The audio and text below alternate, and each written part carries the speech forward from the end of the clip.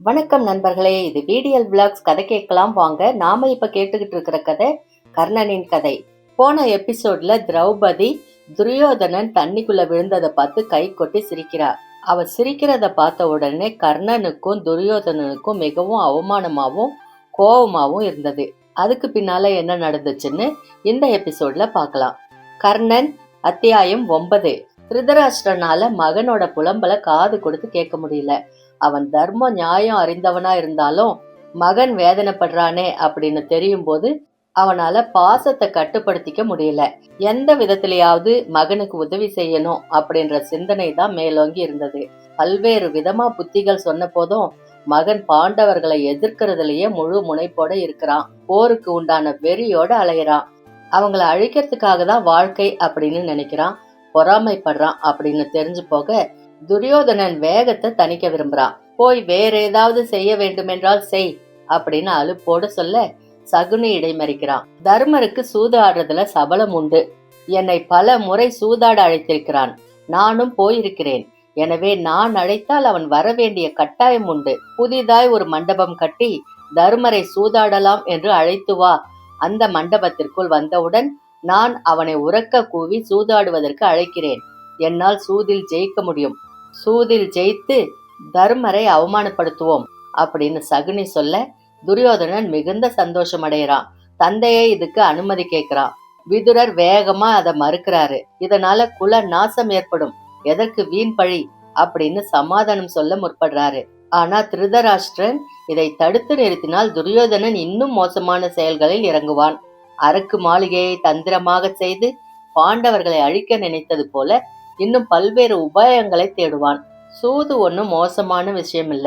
போரை போல கேவலமானதும் கிடையாது. ரத்தமும் வலியும் நிறைந்ததில்ல.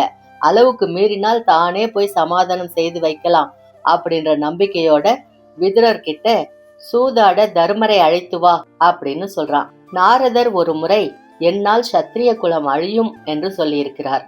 இது உண்மைதானா அப்படின்ற கவலையோட தர்மபுத்திரர் வியாசரை கேட்க, சூலம் ஏந்தி சிவன் தெற்கு நோக்கி போவது போன்று உனக்கு எப்பொழுது கனவு வருகிறதோ அந்த கனவிலிருந்து 13ஆம் ஆண்டு சத்திரியர்கள் உன் செய்கையால் அழிந்து போவார்கள். உன் தலைமையின் கீழ் நடக்கும் போரால் மடிந்து போவார்கள் அப்படின்னு வியாசர் பதில் சொல்லியிருந்தாரு. சாந்தமே உருவான தர்மர் வருத்தம் அடைகிறாரு. சண்டைக்கு என்று எவர் அழைத்தாலும் எதன் பொருட்டு அழைத்தாலும் நான் போக மாட்டேன்.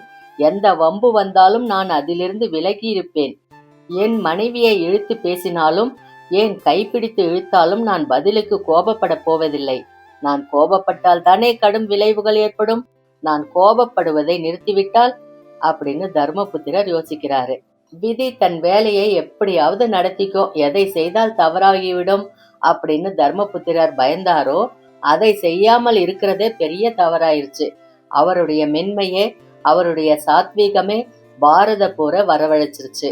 அஸ்தினாபுரத்துல மண்டபம் கட்டப்பட்டது. தர்மபுத்திரர் அழைக்கப்படுறாரு.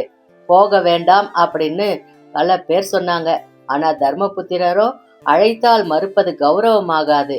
யார் என்ன செய்தாலும் நான் கோபப்பட மாட்டேன். நானாக சூதாடவில்லை. சூதாட கூப்பிடுகிற பொழுது என்னால் போகாமல் இருக்க முடியாது அப்படின்னு சொல்லிட்டு துரியோதனன் கட்டி வச்சிருந்த புதிய மண்டபத்துக்குள்ள நுழைகிறாரு. சகுனி அவரை சூதாட உரக்க கூப்பிடுறாரு. கர்ணனுக்கு இந்த விஷயங்கள் பிடிக்கலதான். ஆனாலும் துரியோதனனுக்கு பிடிச்சிருந்தது. போருக்கு தன்னுடைய தாயும் தந்தையும் சம்மதிக்க மாட்டாங்க.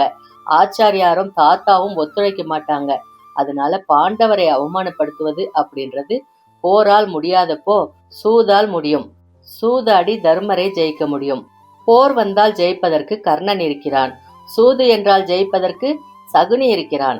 கர்ணனுக்கு ஒரு வாய்ப்பு கொடுத்து பார்த்தோம், அது பலிக்கவில்லை. இப்பொழுது சகுனிக்கு ஒரு வாய்ப்பு கொடுத்து பார்ப்போம் அப்படின்னு சகுனியோட பக்கம் அதிகமா சாஞ்சு கர்ணனை விட்டு கொஞ்சம் விலகி இருந்தான். கர்ணனுக்கு இது பிடிக்கல. ஒரு சத்திரியன் இப்படி இருக்க கூடாது. ஏதாவது செய்து எதிரியை அழிக்க வேண்டும் என்ற ஆவேசம் நல்லதல்ல. தன்னுடைய வீரத்தால் தான் எதிரியை ஜெயிக்க வேண்டுமே தவிர, அப்படி ஜெயிக்க முடியாவிட்டால் தோல்வியை ஒப்புக்கொள்ள வேண்டுமே தவிர, சகல வழிகளையும் பயன்படுத்தி ஜெயிப்பேன் என்பது மிக கேவலமான விஷயம். ஆனால் இதை செய்பவன் துரியோதனன். அதனால அதுல கேவலம் எதுவும் இல்லை. நண்பன் எது செய்தாலும் சரி, இது தர்மமா அதர்மமா அப்படின்னு யார் கேட்டாலும் எனக்கு அக்கறை இல்லை. நான் தர்மத்தின் பக்கம் நிற்கிறேன் அப்படின்னு சொல்லல. நான் துரியோதனன் பக்கம் நிற்கிறேன். துரியோதனன் எந்த பக்கம் நின்றாலும் நான் அந்த பக்கம் நிற்பேன். அதுதான் எனக்கு தர்மம்.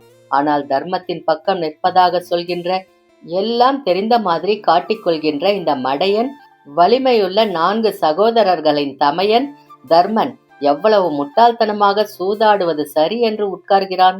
காலம் என்ன விதமான கோலங்களை எல்லாம் செய்கிறது. சூதாடுதல் தவறு, ஆனால் அரசர்கள் சூதாடலாம். நான் சூதாட மாட்டேன், நீ அழைத்தால் சூதாடுகிறேன் அப்படின்லாம் எத்தனை விதமான சாக்கு போக்குகள். பாம்போட வாயை நோக்கி தத்தி தத்தி தவளை போறது போல வெகு எளிதா அந்த மாலையில சம்பவங்கள் நடந்தது. முதலில் தன் கழுத்து மாலையை பந்தயமாக்கிட்டு தர்மபுத்திரர் சூதாட தொடங்குறாரு. தோற்று போறாரு. குதிரைகள், யானைகள், வைரம், வைடூரியம், தங்கம் எல்லாத்தையும் பந்தயத்துல வைக்கிறாரு. தோற்று போகிறாரு. தர்மர் வேலையாட்களையும் தேர்ப்பாகர்களையும் படை வீரர்களையும் மாளிகைகளையும் தேசத்தையும் பிறகு நகுல சகாதேவர்களையும் பிறகு அர்ஜுனனையும் அதன் பிறகு பீமனையும் பிறகு தன்னையும் வைத்து சூதாடி இழந்தார். கர்ணன் துரியோதனனின் சந்தோஷ குரலை கேட்டு ரசிச்சுக்கிட்டு இருந்தான். எப்படி அப்படின்னு சகுனி கர்ணனை கண்ணால கேட்க, துரியோதனனை பரவசத்தில் ஆழ்த்தியிருக்கிறீர்கள், இதற்காக என் நன்றி அப்படின்னு சகுனியை தழுவிக்கிட்டு கர்ணன் பதில் சொன்னான். இனி சூதாட ஒன்றுமில்லை அப்படின்னு தர்மர் சொன்னப்போ, உன்னுடைய மனைவி திரௌபதி இருக்கிறாளே, அவளை வைத்து சூதாடு. திரௌபதியின் அதிர்ஷ்டத்தால் இழந்தவை அனைத்தையும் மீண்டும் பெற்றுவிடலாம் அப்படின்னு சகுனி உற்சாகமுற்றான். தர்மர் திரௌபதியையும் சூதாட்டத்துல வச்சு இழக்கிறாரு. துரியோதனன் ஆரவாரிக்கிறான். சகுனி கொக்கரிக்கிறான். துச்சாதனனும் மற்ற சகோதரர்களும் எழுந்து நின்று ஆடி பாடுறாங்க. திருதராஷ்டிரனுக்கு நடக்கிறது எல்லாம் சொல்லப்படுது. அவன் என்ன செய்யறதுன்னு தெரியாம உட்கார்ந்திருந்தான். பீஷ்மரும் விதுரரும் துரோணரும் அஸ்வத்தாமரும் தங்களுக்கும் இதற்கும் சம்பந்தமே இல்லை அப்படின்றது போல மௌனமா வேடிக்கை பார்த்துட்டு இருந்தாங்க. பீமன் தர்மரை நோக்கி உரத்த குரல்ல குறை சொல்ல தொடங்குறான். கர்ணனுக்கு அது சிரிப்பா இருந்தது. இது தவறு, இது தவறு அப்படின்னு பொறுக்காம விதுரர் கத்துறாரு. துரியோதனன் அவனை அலட்சியம் செய்யறான். பிரதிகாமி அப்படின்ற தேர்ப்பாகனை பார்த்து திரௌபதிய சபைக்கு அழைத்து வர சொல்றான். திரௌபதியோ அந்த தேர்ப்பாகனை திருப்பி அனுப்பிட்டா.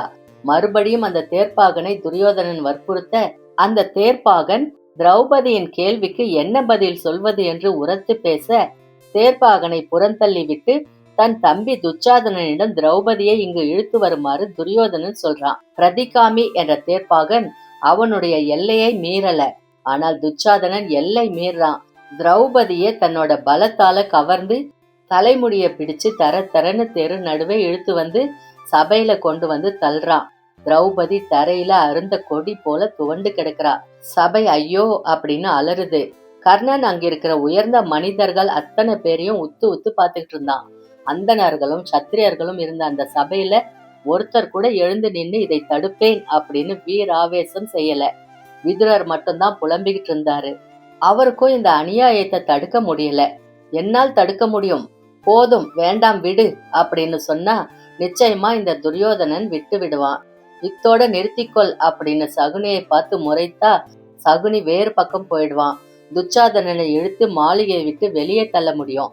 மற்ற கௌரவர்களை ஒரு முறைப்பில் அடக்கிவிட முடியும். நமக்கு சண்டை பாண்டவர்களோடு தான். இந்த பெண் என்ன பாவம் செய்தால்? இவளை எதற்கு இப்படி அலங்கோலப்படுத்துகிறாய் அப்படின்னு சொல்ல முடியும். எதுக்காக யாருமே செய்யாம மௌனமா இருக்கிறாங்க? உன்னை நல்வழிப்படுத்த இங்க யாருமே இல்லையே. ஆனா எதுக்கு செய்யணும்? தேரோட்டியை திருமணம் செய்து கொள்ள எனக்கு பிரியமில்லை அப்படின்னு திரௌபதி சொன்னாலே. இன்று ஒரு தேரோட்டி தானே அவளை சபைக்கு வா அப்படின்னு சொல்லியிருக்கான். அந்த தேரோட்டியிடம் தானே அவள், என் புருஷன் தன்னை தோற்ற பிறகு என்னை தோற்றாரா, என்னை தோற்ற பிறகு தன்னை தோற்றாரா அப்படின்னு கேட்க முடிஞ்சது. என்னை அழைக்க தேரோட்டியா உள்ளே வருவது? வெளியே போ அப்படின்னு சொல்லலையே. அவனுக்கு பதில் சொல்லி அனுப்பினாயே. எந்த தேரோட்டியை புறக்கணித்தாயோ அதே தேரோட்டி குலத்திலிருந்து ஒருவன் உன்னை சபைக்கு இழுத்து வரமாட்டேன் என்று சொல்லியிருக்கிறான். உங்களை விட நாங்கள் இந்த தேரோட்டிகள் மிகவும் உன்னதமானவர்கள். உள்ளுக்குள்ள பேசிக்கிறான். என்ன சிரிப்பு, என்ன அகங்காரம்! ஒருவர் கீழே விழறத பார்த்து கல கலன்னு வாய் விட்டு சிரித்த பெண்மணி அல்லவா? உன்னை பார்த்து இங்க 100 பேர் சிரிக்கிறார்கள். என்ன செய்ய போகிறாய்? எனக்கு 5 கணவர்கள், 5 பேரும் வீரர்கள், 5 பேரும் என் மேல் உயிரை வைத்திருக்கிறார்கள், 5 பேரும் ஒற்றுமையாக இருக்கிறார்கள். என்று எத்தனை பெண்களுடைய வயிற்றெரிச்சலை கொட்டி கொண்டிருக்கிறாய். எத்தனை பேர் மனம் எரிந்து ஒரே புருஷனுக்கு பல 100 பேர் வாழ்க்கைப்பட்டு புருஷன் தன்னுடைய கட்டிலுக்கு என்று வருவான் என்று ஒவ்வொருத்தையும் எப்படி ஏங்கி இருப்பார்கள். இது உன்னுடைய அவலமான காலகட்டம், அனுபவி அப்படின்னு எல்லாம் கர்ணன் நினைச்சிட்டு இருக்கிறான். அப்போ சபையில துரியோதனனுடைய கடைசி தம்பியான விகர்ணன் எழுந்து நிற்கிறான். மிக பெரிய தவறு ஒன்று இங்கு நடந்து கொண்டிருக்கிறது. இந்த சபை எப்படி இதை பார்த்து கொண்டிருக்கிறது என்பது எனக்கு புரியவில்லை. திரௌபதி ஒரு கேள்வி கேட்டிருந்தால் அதற்கு இங்குள்ள யாருமே பதில் சொல்லவில்லையே. அவள் தர்மபுத்திரர் தன்னை தோற்ற பிறகு தன் மனைவியை தோற்றார். இது நியாயம்தானா? மனைவியை யாராவது சூதில் பணயம் வைப்பதுண்டா?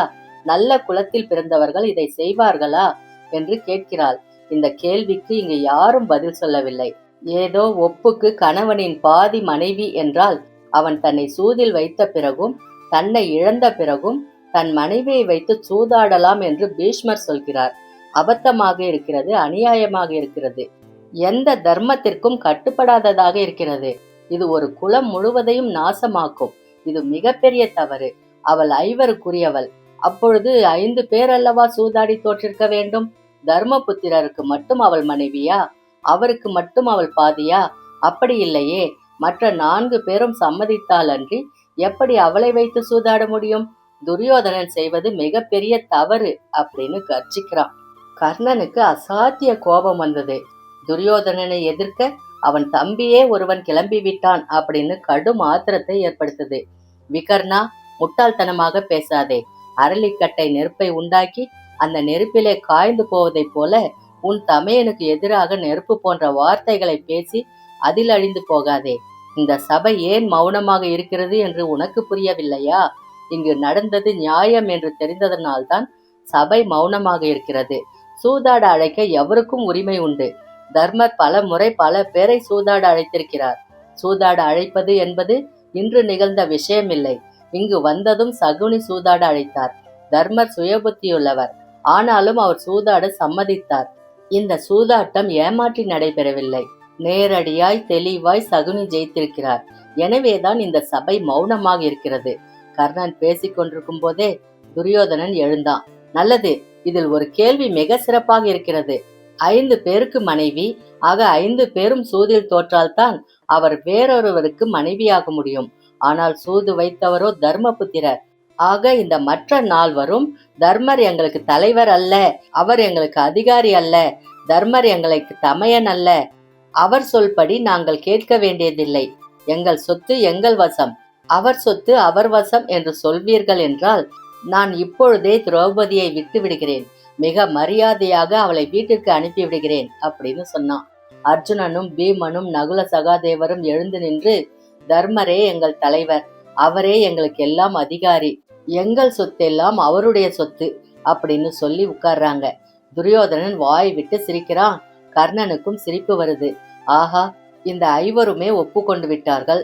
எங்கள் சார்பாகத்தான் தர்மர் சூதாடினார் என்று சொல்லிவிட்டார்கள்.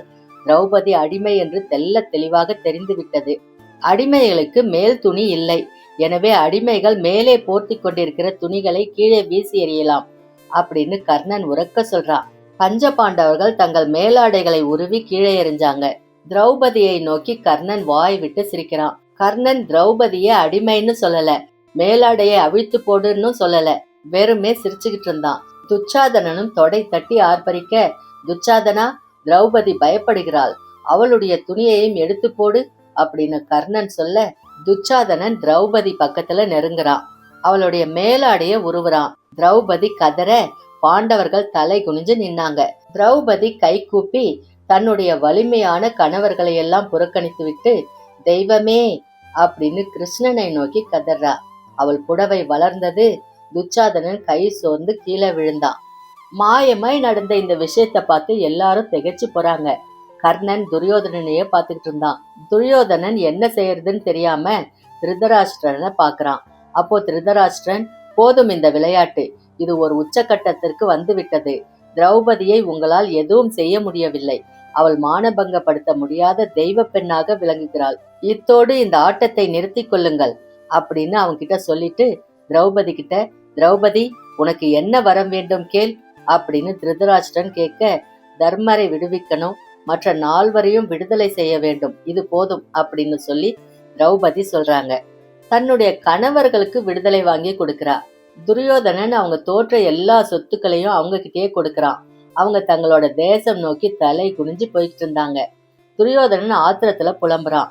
என் தகப்பன் கெடுத்து விட்டானே, எனக்கு மறுபடியும் நெஞ்சு வலிக்கிறதே, என்னால் உறங்க முடியாதே, நான் சூதில் ஜெயித்தவர்களை என் தகப்பன் விட்டு விட்டானே, எனக்கு மரணம் போன்ற வேதனை ஏற்படுகிறதே அப்படின்னு புலம்ப இந்திரபிரஸ்தம் நோக்கி வெகு தூரம் போயிட்ட பாண்டவர்களை மறுபடியும் திருப்பி வரவழைக்க ஒரு தேரோட்டி அனுப்பப்படுறான்.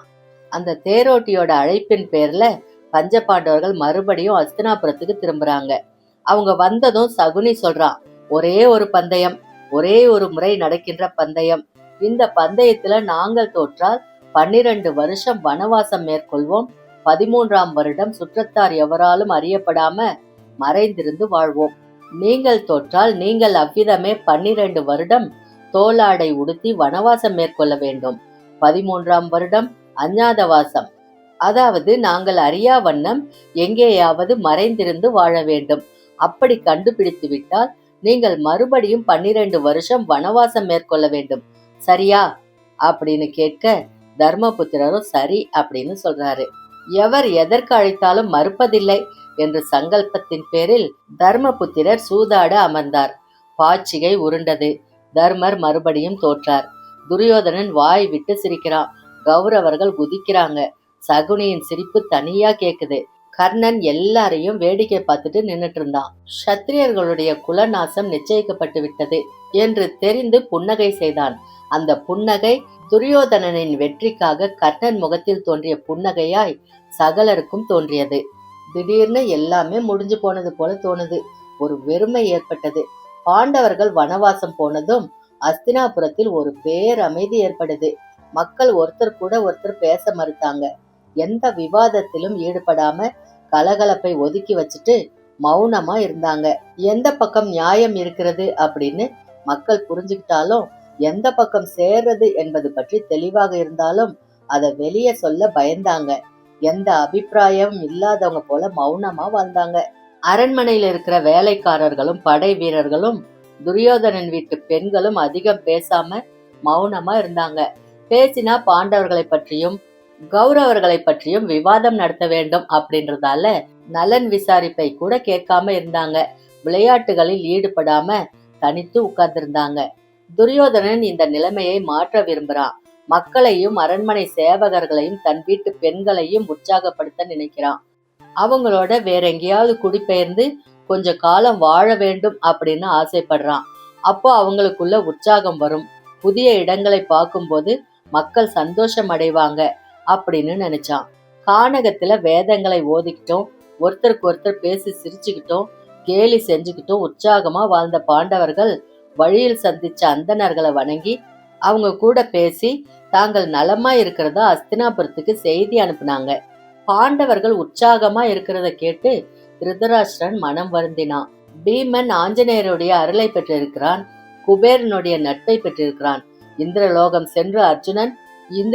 சென்று அர்ஜுனன் புதிய அஸ்திரங்களை பெற்று வந்திருக்கிறான் அப்படின்னு எல்லாம் பிராமணர்கள் சொல்ல திருதராஷ்டிரன் அதை கேட்டு திகைச்சு போய் உட்கார்ந்திருந்தான். அழிஞ்சு போவாங்க அப்படின்னு நினைச்சுத்தானே வனவாசம் செய்ய துரியோதனன் அவங்கள அனுப்புனா. ஆனா வனத்துல போயும் அவங்க வலிவு குன்றலையே, மாற இன்னும் அதிகமா வலிமை அல்லவா பெற்றிருக்கிறாங்க. இத்தனை வலிவு பெற்றவங்களோட என் பிள்ளை பகைமை பாராட்டி இருக்கிறான். வெகு நிச்சயமா துரியோதனனும் அவன் சகோதரர்களும் மரணமடைய போவது நிச்சயம். அந்த வெறியிலிருந்து இவங்களை மாத்தவே முடியாதா, இந்த விஷயத்தை திசை திருப்பவே முடியாதா அப்படின்னு எல்லாம் எண்ணி திருதராஷ்டிரன் புலம்ப அந்த புலம்பல் அரண்மனை முழுவதும் எதிரொலிக்குது. அந்த கவலை துரியோதனனுக்கும் இருந்தது. சகுனி துரியோதனனை சமாதானம் செய்ய விரும்புறான். இடம் மாறினாலும் மனம் மாறும், மனம் உற்சாகம் பெறும் என்பது உண்மைதான். நீ இதை சற்று தாமதமாக யோசித்திருக்கிறாய்.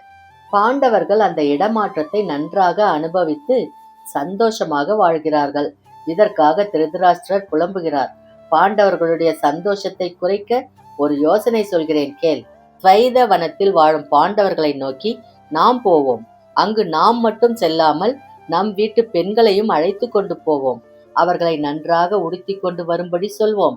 நம் வேலைக்காரர்கள், ஆட்டம் பாட்டம் தெரிந்தவர்கள், விதூஷகர்கள் போன்றவர்களும் நம்மோடு வரட்டும்.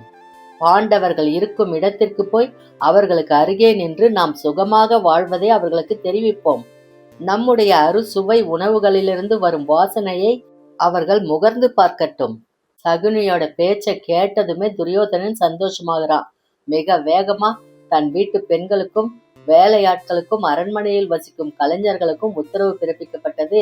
உடனே துவைதவனம் நோக்கி கிளம்ப ஆயத்தமாக சொல்றான். மக்கள் பயந்தாங்க. அந்த வனத்தில் தானே பாண்டவர்கள் இருக்கிறார்கள், அங்கே போனால் சண்டை வந்து விடுமே, சண்டையால் பாதிக்கப்படுவோமே அப்படின்னு பெண்களும் கலைஞர்களும் கவலைப்பட்டாங்க. ஆனா உரத்த குரல்ல அதிகாரமா துரியோதனன் கட்டளையிட அவங்கள கண்டிப்பா கிளம்ப வேண்டும் அப்படின்னு உத்தரவிடுறான். அவங்க எல்லாம் மேலும் முகம் மாறியபடி கிளம்புறாங்க. துரியோதனன் பார்க்கும்போது மகிழ்ச்சியா இருக்கிறதா நடிச்சாங்க. திருதராஷ்டிரனும் இதை தடுக்கிறான். எதற்கு கானகம் போவது, அதுவும் பாண்டவர்கள் வசிக்கின்ற துவைதவனம் போவது? வேண்டாம், பேசாமல் இங்கேயே இருங்கள் அப்படின்னு தடுத்து பார்த்தான். பசுக்களுக்கு நல்ல தாவரங்கள் தேவைப்படுகின்றன, பசுக்களின் நன்மைக்காக நாங்கள் அந்த வனங்களுக்கு போக விரும்புகிறோம் அப்படின்னு துரியோதனன் சொல்ல, பாண்டவர்கள் அங்கு இருக்கிறார்கள் அப்படின்னு திருதராஷ்டிரன் சொல்ல, பாண்டவர்களோடு எங்களுக்கு எந்த சம்பந்தமும் இல்லை, அவர்கள் பக்கம் திரும்பவே மாட்டோம் அப்படின்னு துரியோதனன் வாக்கு கொடுக்கிறான்.